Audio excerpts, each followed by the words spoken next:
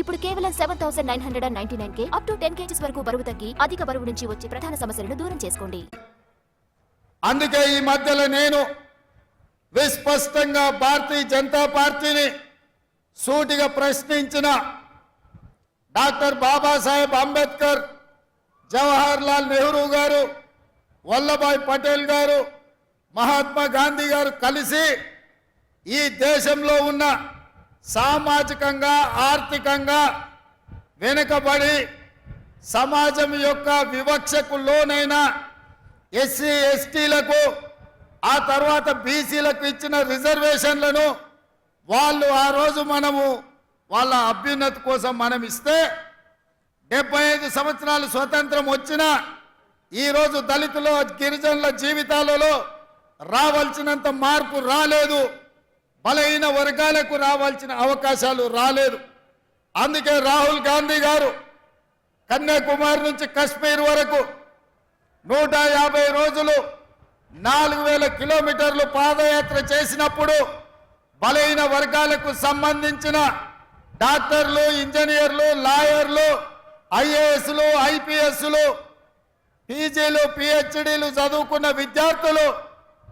రాహుల్ గాంధీ గారిని కలిసి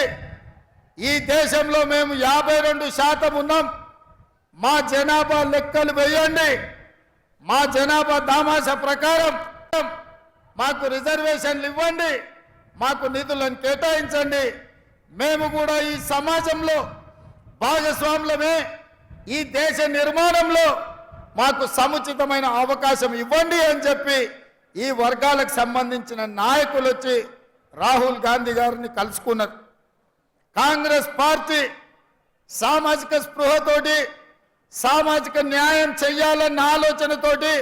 రాహుల్ గాంధీ గారు స్పష్టంగా తెలంగాణ రాష్ట్రంలో కాంగ్రెస్ను అధికారంలోకి తీసుకురండి,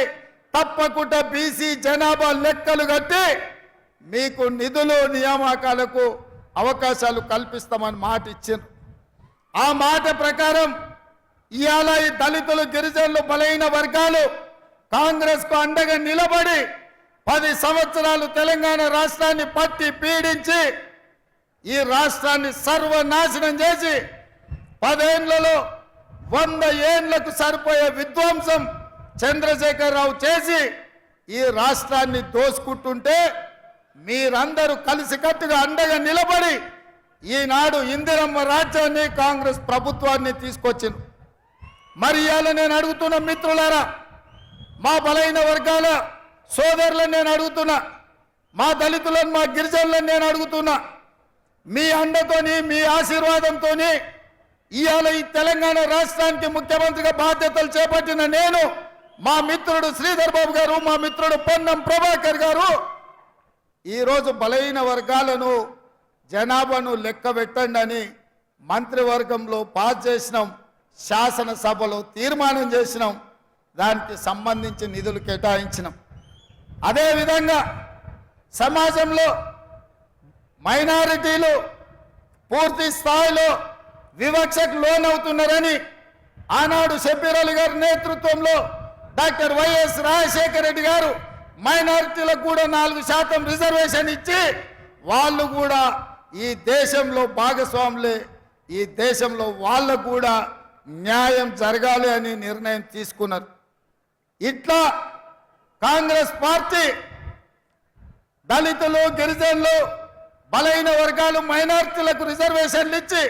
నిధులు కేటాయించి వాళ్ళ అభ్యున్నతి కోసం పనిచేయాలనుకుంటుంటే ఇవాళ బీజేపీ కుట్ర చేస్తున్న సోదరులారా, ఆ కుట్ర ఏందంటే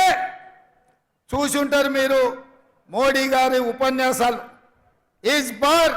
400 पार, हमें पूछा क्यों भाई आपको 300 पिछले बार मिले और इस बार भी कुछ कम उधर इधर 300 मिले तो सरकार बनाने वाले हैं, क्यों 400 मांग रहे हैं? तो भारतीय जनता पार्टी के लोग ये कह रहे हैं कि पार्लियामेंट में 2/3 मेजॉरिटी अगर उन लोगों को मिले तो वो संविधान को बदलने के लिए मौका मिलेगा. అంటే ఈసారి 400 సీట్లు వస్తే రాజ్యాంగాన్ని మార్చాలంటే